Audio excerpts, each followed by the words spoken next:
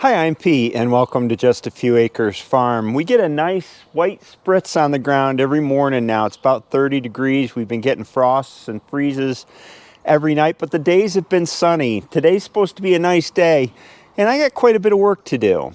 First job on the docket is this excavator. Hillary and I were chunking up big pieces of wood yesterday, and I was using the excavator to load them onto the wood splitter, but I had a problem. The throttle here didn't work. This is the throttle lever, and this button here toggles between high and low range for throttle. So you hit the button and it will throttle up. It wouldn't throttle up, even though the little lighty light on the button still lit up. So I said, I guess the place to start is at the linkage to the injection pump in here. Here's the injection pump right here. This is the linkage coming off of it. So you see if I move that, or if I move the throttle lever, you can see it's not moving the arm much here, and that's on low throttle setting. You'll get a little bit of RPMs out of the lever, but not that many. What happens is when you hit the button, it actuates this linkage here, which really pulls on that injection pump throttle lever, and this is connected to a cable that runs through here, and I had to go looking to see where the cable went. Drop this cover down, look at this mess of solenoids and hydraulic lines and wires, and boy, I had a heck of a time finding it. Pulled the inspection cover here. Let me get you under here, underneath. Yeah, that's what you see. A row of solenoids to control different functions on the excavator.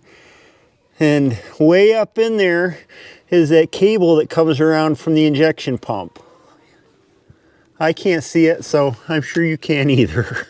It's in that mess. So coming up, I pulled the floorboard cover, and these are all solenoids that actuate different functions with hydraulic lines going out to the cylinders. And I found that that throttle line comes up through the floorboard here, and then it's connected to this doohickey, which is basically, this is a solenoid here, which is just a magnet that trips either back or forth, and that runs probably a spool in here in this little circular part that pulls on the cable, that wraps the cable around it. And this wiring right here is what controls the function of the solenoid. I wonder what happened to that. This whole thing, I got it taken down, is bolted to this baffle here and sits like that. And these wires are fed out of this harness, this plug right here. Here's the plug that went to these wires. Nibbled. Plugs into there. Not enough meat on these wires to splice anymore. I got some here, and I've got some up in this wiring loom once I take it apart. I guess step one is to get all the crap out of here. There was no money under the floorboards. I don't know.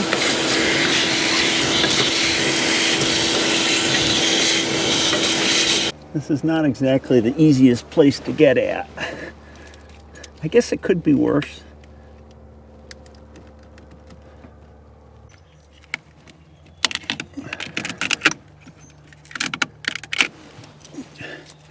This is like mouse nirvana in here. Lots of things to chew on and hidden spots.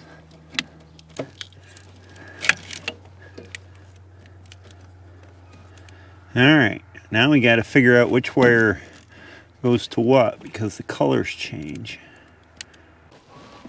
The pullets are making their egg song. It's that time of day. This would have been an easy fix if it wasn't so close to the plug. What I did is I put some connectors on here. I know it's not the Cadillac fix, but mice cause so much damage must be millions of dollars worth of damage every year at this time of year when they come in looking for shelter, the field mice, when it gets cold. There's one. Oh boy, I gotta look back at the other plug to see which color goes where because I got no wires left on this. This is the last connection. I had to sort of guess on a couple of them because I can't see the tracer color on the wire anymore.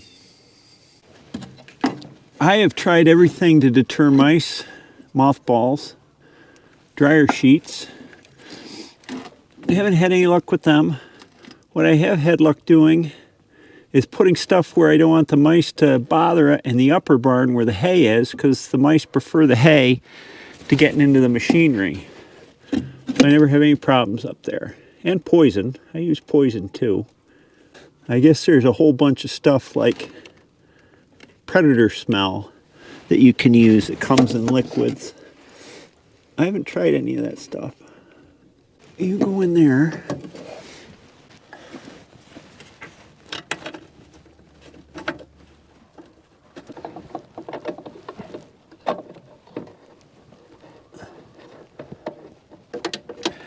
Seems like a lot of complication just to get a two-position throttle instead of just yanking on the throttle to go from low all the way up to high. Will it work? I give it about a 31% chance that I got the wires right. Glow plugs.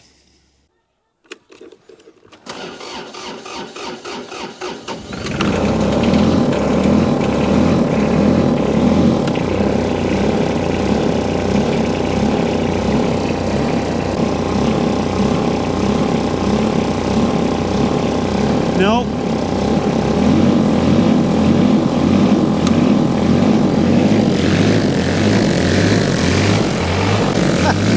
I would say that's a problem. Solenoid's going on and off.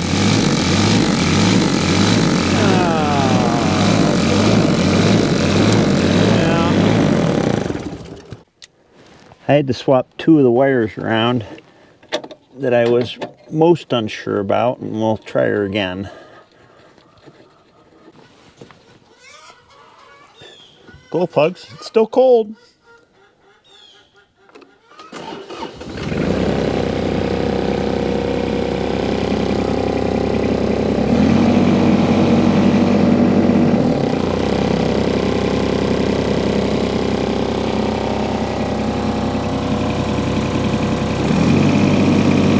Can't see anything there.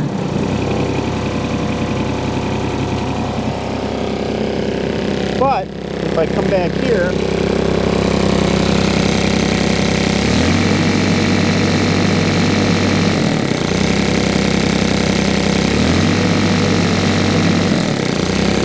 yeah, it would have been a lot easier to just have this full range than that toggle. It sure does add a lot of complication to have that.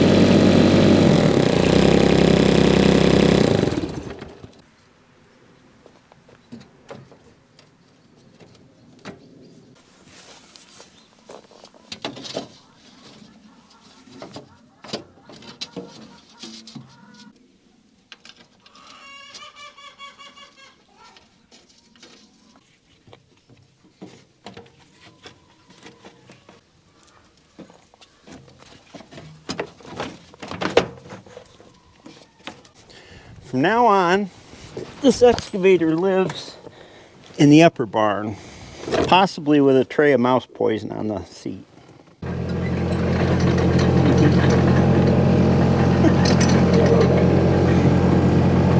That was the job that I looked forward to least today, so I did that first.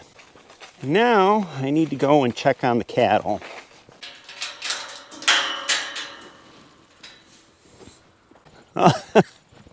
They know I'm here. They're coming and running. What? You guys shouldn't have any complaints. It's a nice day. Hey everyone. You guys are looking good. Hi Orden. Yeah, I gotta pay my respects.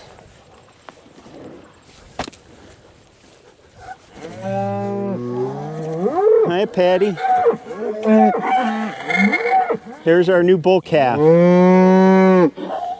And he is a fine specimen. You are. I love the way you're growing out. He holds himself just right. He walks nicely.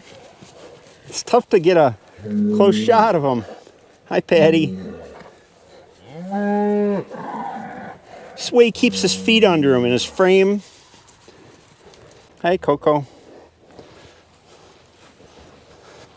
Looks like you're eating all right. Uh-huh. Y'all are. Y'all look good. Calves are getting shaggy for the winter. You're really shaggy, 2506. Tulip, you're eating well. Nice and round. Hey, Titus. Titus has been staying apart from the herd quite a bit. Hey, bud.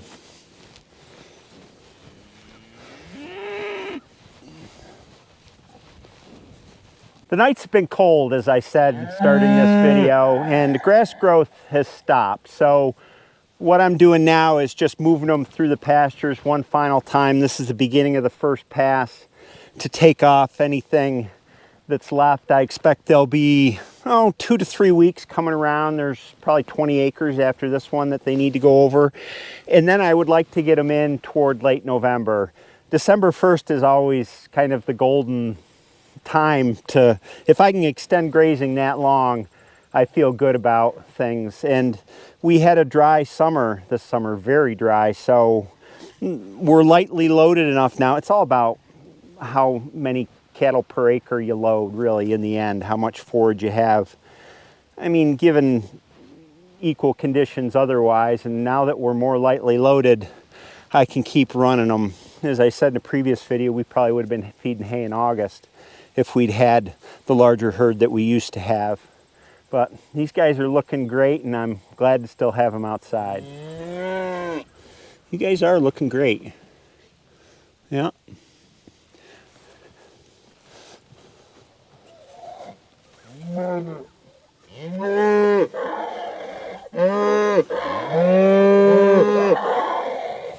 They always have complaints, though.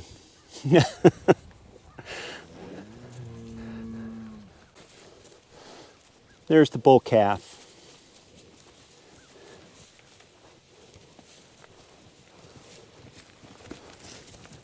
He won't come and see me. What happens is in the winter when the cattle are close up, eating out of the hay bunker, that's when the calves really become friendlier. Well, they're out on pasture the first summer. It's hard to get close to them. And hopefully I can make friends with the young bull. Hey, buddy. He sure is nice.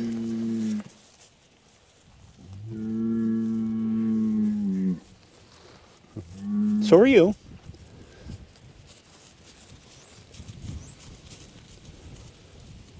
He's got that walk. This is the field that I seeded this spring. Fields go through a lot of changes when you first seed them. And what I normally see on our fields is, well, we have about half clover in here right now. With the dry summer, clover tends to do better in the dry weather. It sends deeper roots. The next step on this field, remember I mowed it 3 times this year, left the clippings on it to mulch the new seeding, is to put lime on it. I'll put about 4 tons of lime on this. It's 2 acres, that's 2 tons per acre. I'm going in with the neighbors on lime. They're getting a lot delivered and renting a buggy to spread it. So I'm going to do this field, and then I'm going to top dress one of the other fields as a test. And what happens when you put lime on a field is it helps free up nitrogen that's locked in the soil. And so you get just a burst of growth, as well as changing the soil pH. And I think that's linked to why it frees up the nitrogen. It raises the soil pH. Normally what we see the first year after that is just an explosion of growth, and clover will be the dominant species in here for the first year or two. And then it'll settle back and the clover will kind of come down a little bit. and it'll be orchard grass and alfalfa and timothy and perennial ryegrass will take over after that. It's going to be beautiful next year. It's just a long process the way we do it. I'll tell you what, it's not looking that bad right now. There's a lot of clover in here. And remember, I've shown it throughout the year at various points. It's already gone through a lot of changes. The first thing that came up was weeds. I cut them down. Things gradually started to establish and take over the weeds. Of course, some of the weeds are annual, so if you keep them from going to seed for a year, then you have much fewer of them the next year. And I don't see a lot of weeds in here. It's been over a month since I did the third mowing. Now here in the chicken field, all we have left are the layers. And there's not very many of them in here. About half what we ran during the summer. About 2 weeks ago, Hillary and I butchered stew hens. And stew hens are layer chickens that are really tapering down on egg production. 2 years old is when we do stew hens. And we do them by breed. So we knew that the Rhode Island Reds and the Aracanas out here were 2 years old. The other breeds were younger. And that's how we keep track of how old each hen is. It's just by breed. So that took half of this flock. There's 70 out here, something like that. There's another 80 pullets that we grew out. They've started laying. They're laying right along now. And in a couple days, we're gonna bring the wagon in and load these hens into the winter house and clear out the pasture, and the cattle can graze the rest of this grass off, and the fields will be empty for the year. Well, poultry anyway. Next job. This is the back of our house. That's our kitchen window there. This post is for a bird feeder, so we can sit in the kitchen in the wintertime and watch the birds, something Hillary and I enjoy. And what I'm doing here is making a template for a squirrel guard. Just an old cereal box from the recycling bin. Well, some old tape too, apparently.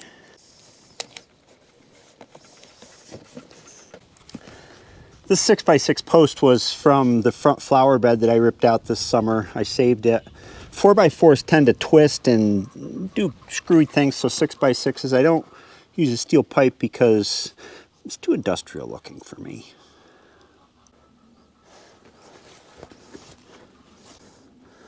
Looks good to me, Ezra. Transfer my pattern to some scraps of aluminum flashing that I have, probably left over from building the addition on the house.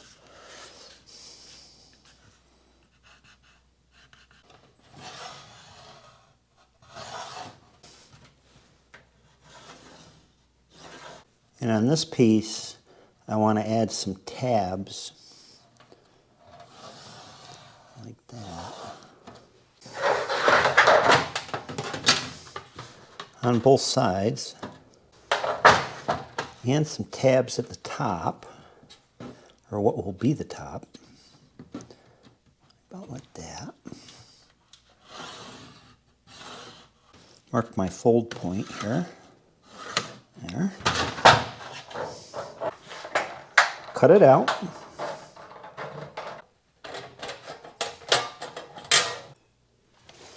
And bend it to shape.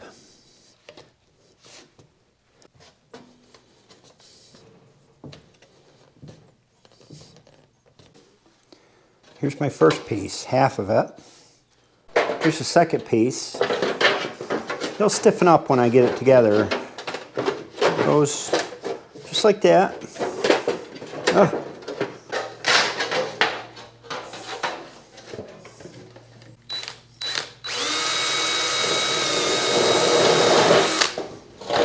I guess I wish my aluminum were a little thicker, but that's what I have on hand.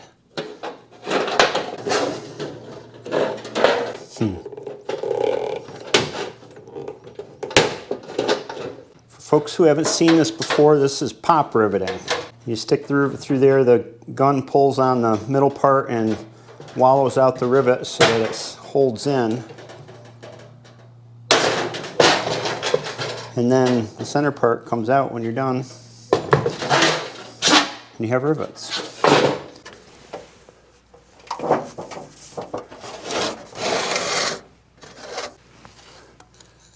Well, I guess about there is good.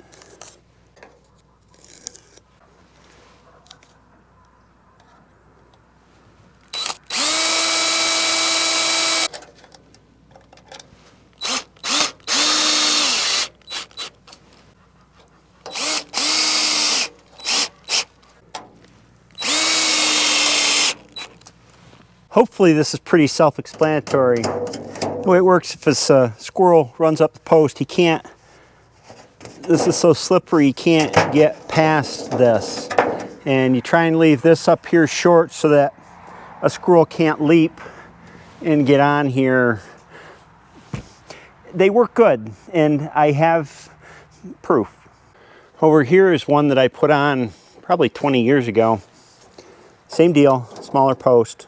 Never have any problem with squirrels in this feeder.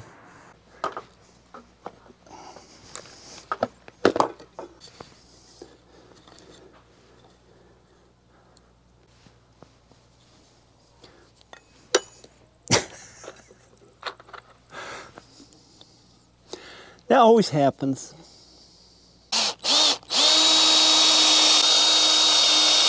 Now I'm gonna have to go down and get it.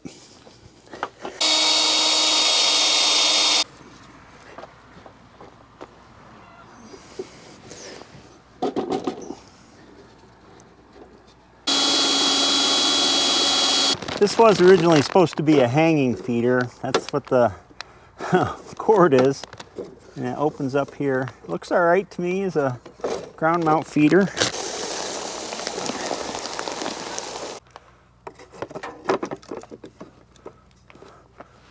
I don't know, maybe I'll put hinges on the lid instead of this cord.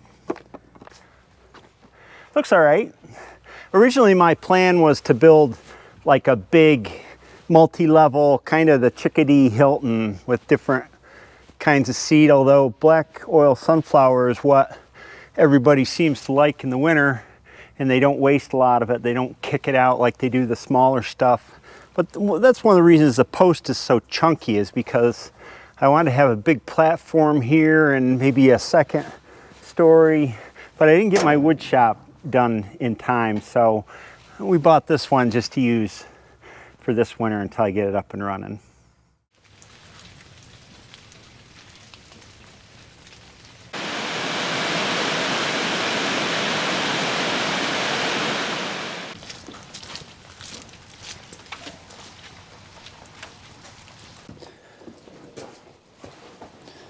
These came off the loader from the 504 when I changed out the hoses.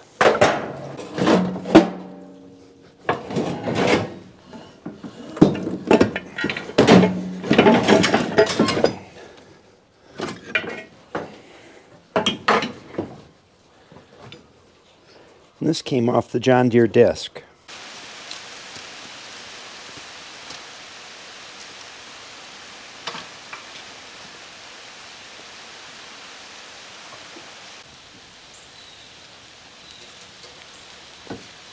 These hoses are no good. Remember, I popped one when I tried to use it on the disc, partially through my own fault, but they're bad.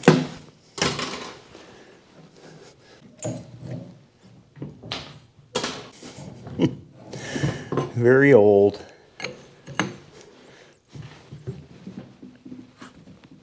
Oh. Well, that's kind of a nice feature.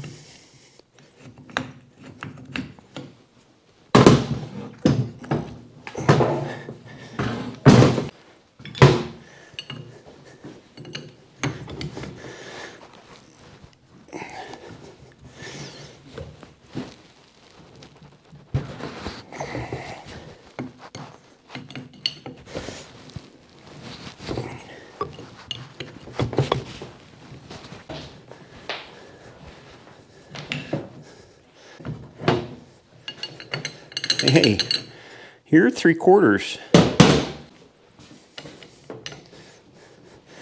You're 13/16.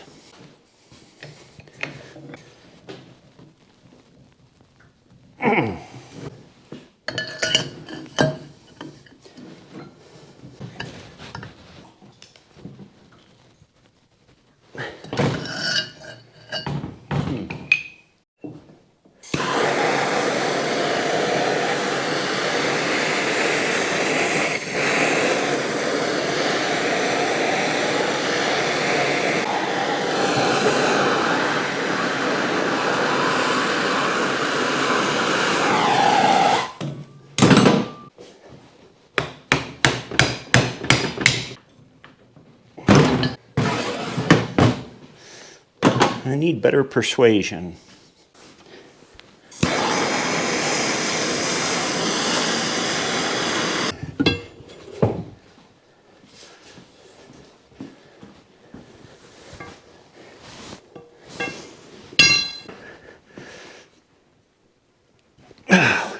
There she broke loose.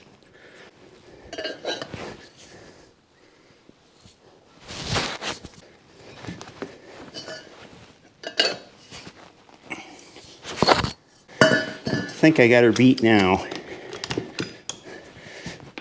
Now,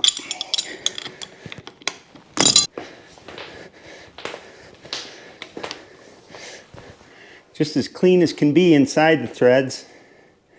Just put on awful tight, I think.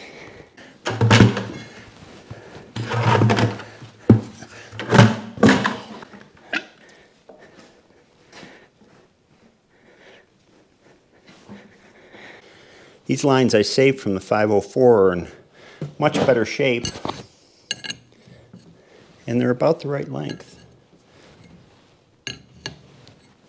Notice this cylinder, some things about it, it's a standard size. They do come in standard sizes, different diameters, and it's a two-way cylinder. It's got two lines running off it, so it's power raise and power lower, and it's got this extra pipe here that goes up to this little button, and it's meant to have a collar on the piston here so that when it reaches a certain point, it presses on this collar and it'll dump pressure back so that the cylinder doesn't lower anymore. The collar's missing, but you can still get replacements for them to set the depth automatically.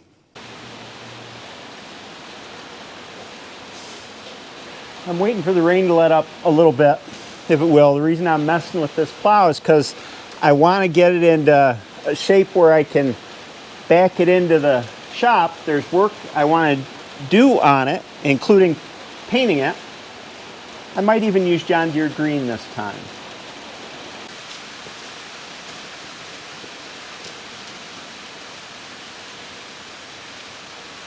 Oh, I gotta press the button.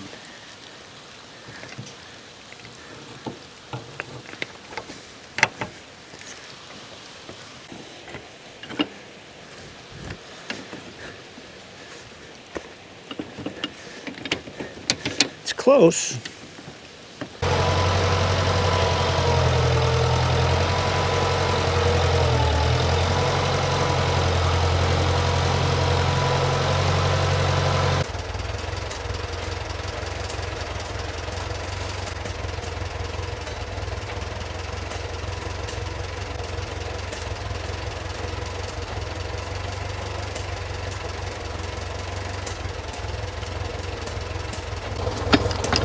Just got to scooch back a little bit.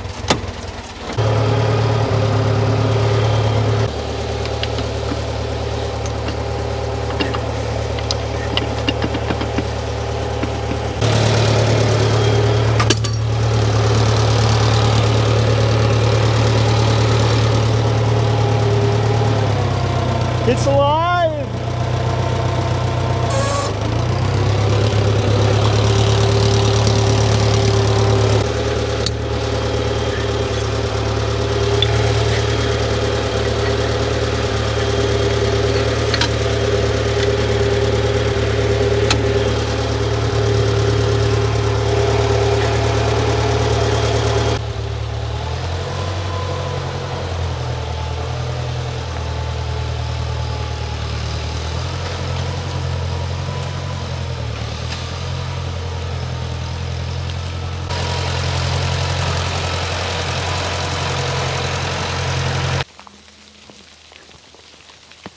There she is. John Deere 620H plow, F620H. I used this plow last fall to plow that field, and as you remember, this tail wheel wobbled all over the place because I didn't have the right piece on here. I cobbled together to get it working. It was completely gone. And without that piece, the plow won't back up because the wheel will flop around and everything will go kerflooey.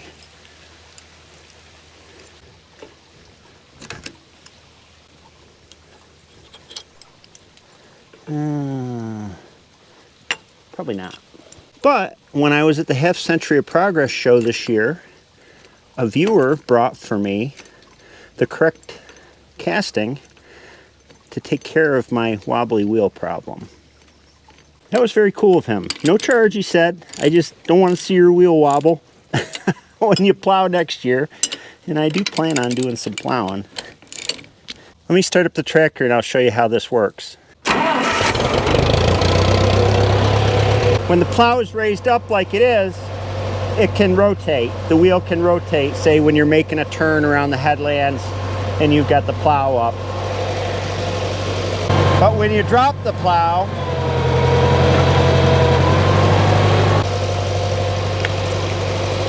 it locks it in. So aside from all the play I've got in this linkage system back here, the plow won't wobble. Boy, I'm gonna have to take care of some of that.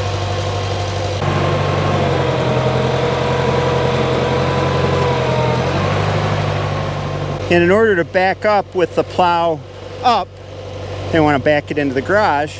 To keep the wheel from wobbling around, there's a hole for a pin or a bolt in here that'll keep the wheel straight.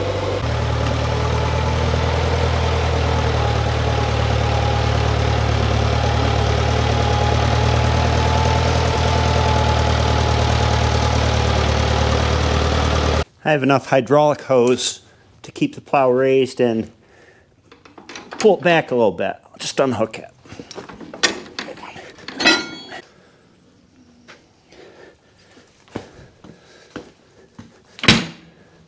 And then I'll just pick the rear end up and in reality, all I need to do is pull this pin and then I can get her straightened out in here.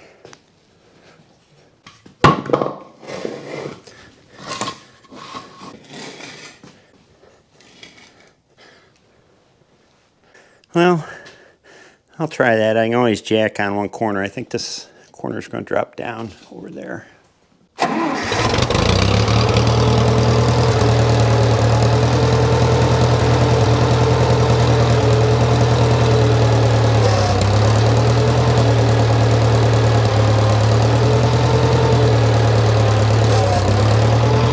You know, I think I'd rather leave it up so I can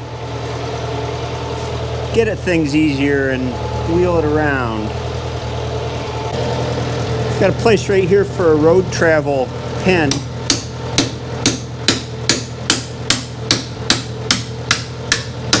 Which shouldn't be that hard to put in. I gotta fix that too. This is all wallowed out and you can see what's going on there. That way I can take pressure off this hydraulic cylinder and unhook it from the tractor. Yeah.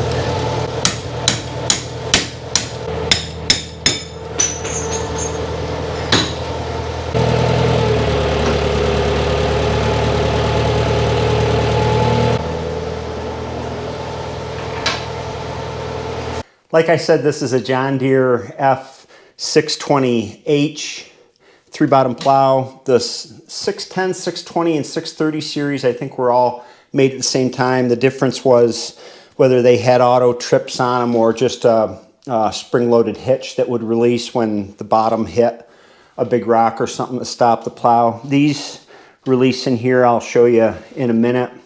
The H stands for hydraulic because they also made these plows in, again, as a trip plow, but not a bottom trip, a trip on the wheel so that you pull a rope and it makes the plow rise up by rolling ahead.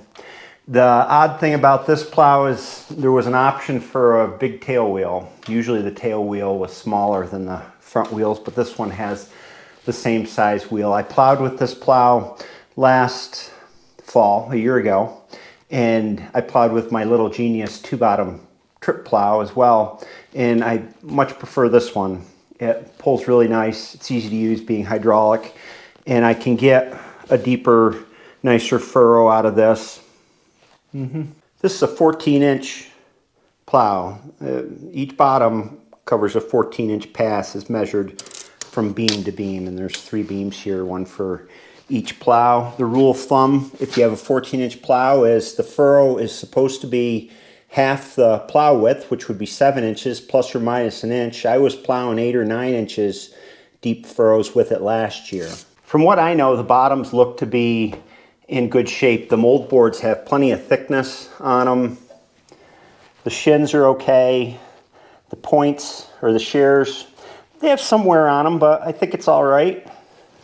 And they're all about the same as far as wear goes.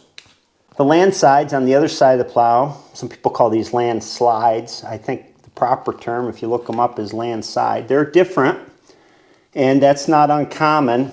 And what the land side does is it rides against the wall of soil and holds the plow straight as you're going along and the plow's cutting ahead. That rides right on the vertical wall for each plow. And like I said, it's not uncommon to have different ones. These are quite worn. I might pull one of them off and see what number they are, if I can find a mark, and replace those. But otherwise, to me, the bottoms look all right, especially for the amount that I'm going to be plowing with it.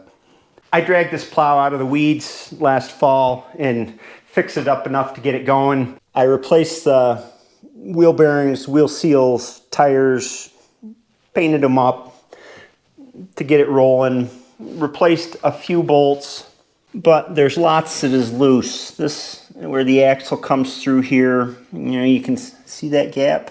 It's on both sides.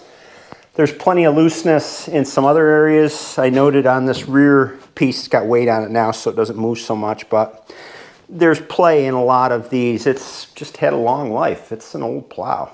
When I said that these were trip plows, that means if this, say this bottom is going along and it hits a big rock and it can't move yet, then up in here, there's an arm in here that has a roller, a spring-loaded roller. I can't remember if the loaders or the spring is on the roller or on the bar, but it'll pop this bar out of that spring and allow this whole bottom to rotate back and trip.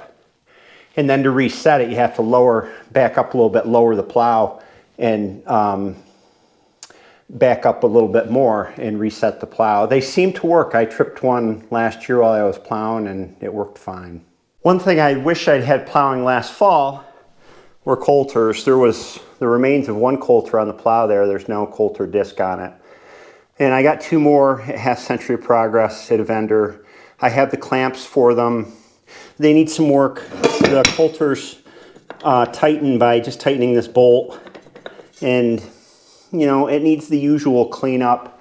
I've got the brackets where they mount on each beam, and the thing with coulters is they cut the soil, you know, down that far or so ahead of the plow bottom, so you get a nice neat turnover and you don't get a lot of kind of lumps. You get a more even finished plowing product, I guess you'd say.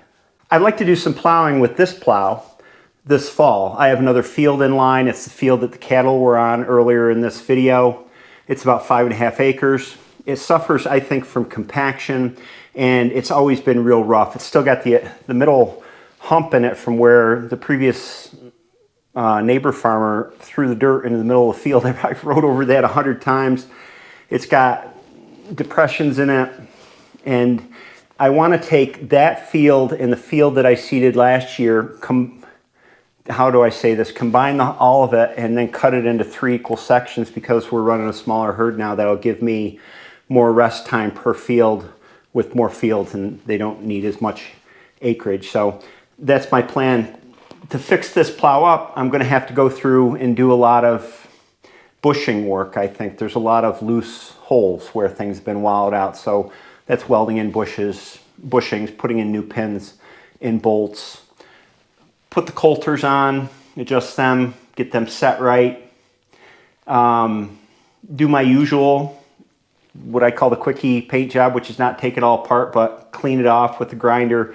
Use rust converter to take care of the rusty areas, and then brush paint it with Rust-Oleum. It'll look pretty good, and it'll be nice looking behind one of my red tractors.